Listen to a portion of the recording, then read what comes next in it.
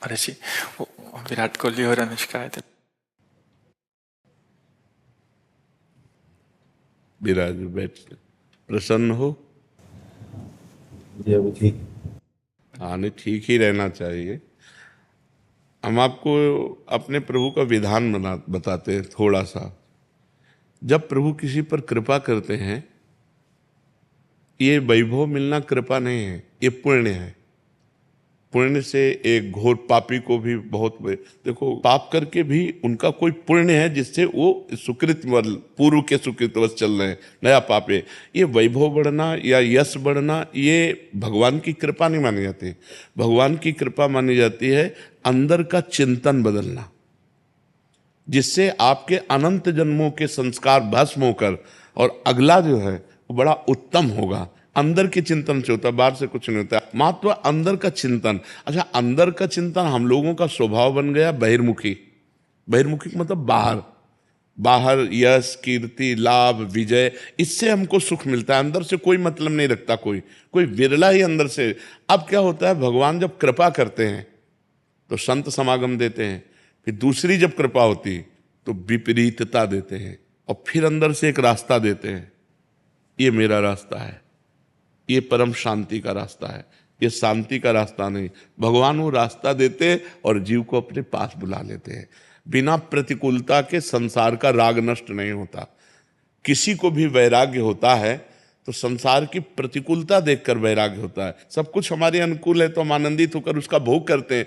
जब हमारे ऊपर प्रतिकूलता आती है तब ठेस पहुंचती है कि इतना झूठा संसार, तो अंदर से भगवान रास्ता देते हैं। ये सही है। भगवान बिना प्रतिकूलता के इस संसार को छुड़ाने का कोई भी औषधि नहीं रखी। आज तक जितने बड़े महापुरुष हुए हैं, जिनका जीवन बदला है, उनको प्रतिकूलता का दर्शन करके बदला है। तो कभी प्रतिकूलता आए तो उस समय आनंदित हो कि मेरे ऊपर अब भगवान की कृपा हो रही है, कि मुझे सतमार्ग में चलने की प्रेरणा मिल रही है। अगर सतमार्ग छूटा हो, ये सब तो एक सेकंड के लिए आप विचार कीजिए। अब अपना सुधार कर लो, अपने जीवन को सत्य में ले आओ, तो अगला जो होगा वो बहुत जोर का होगा। चाहे जन्म हो तो श्रीवान कुलवान धनवान वैभव संपन्न ऐसे, और भक्ति की अनुकूलता, भक्ति की अनुकूलता। खास बात श्रीवान धनवान कुलवान नहीं, खास बात भक्ति की अनुकूलता। अगर इस जन्म में भगवत प्राप्ति नहीं हुई तो भगवान श्री कृष्ण ने गीता में कहा है कि मेरे भक्त का नाश नहीं होता। मैं कुलवान धनवान श्रीवानों के कुल में जन्म देता हूं और फिर पुनः भक्ति का माहौल देता हूं, और पूर्व का जो भजन छूटा हुआ हो वहीं से उसको।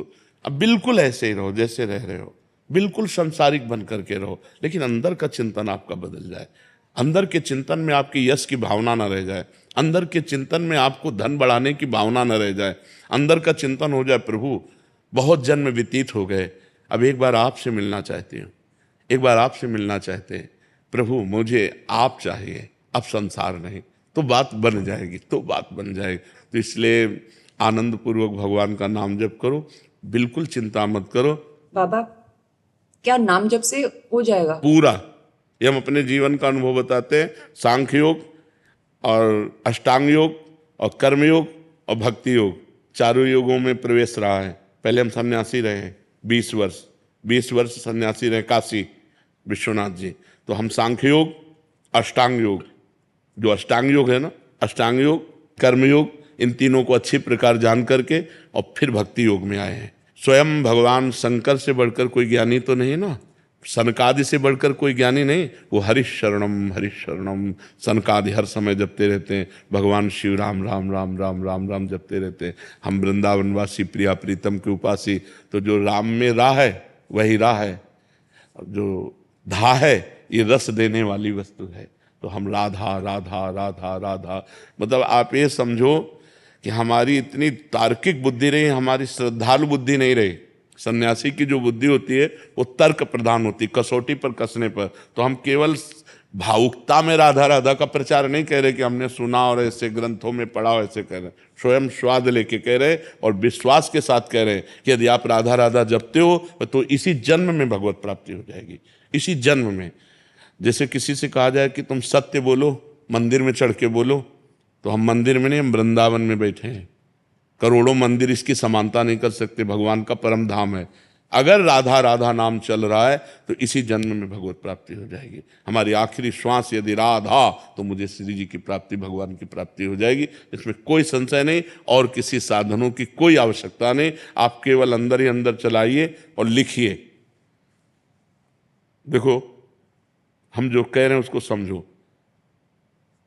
बहुत अधिक नाम जपने की हमें चेष्टा नहीं करनी, कम संख्या हो लेकिन मन लगा करके हो।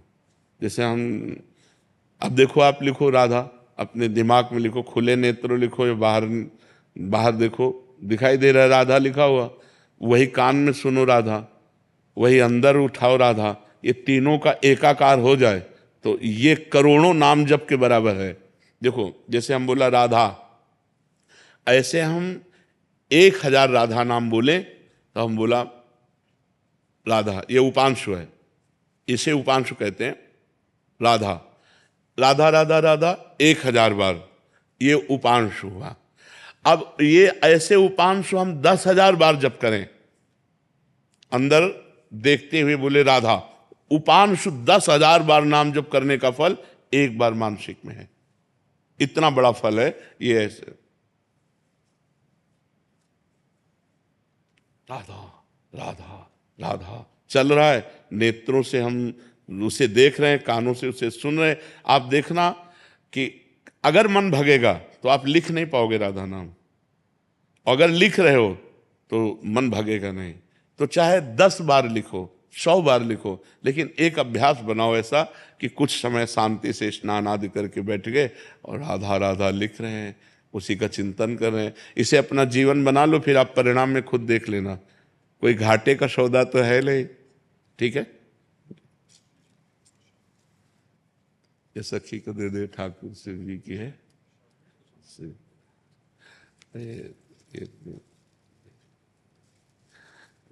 खूब आनंदित रहो, नाम जप करते रहो, प्रसन्न।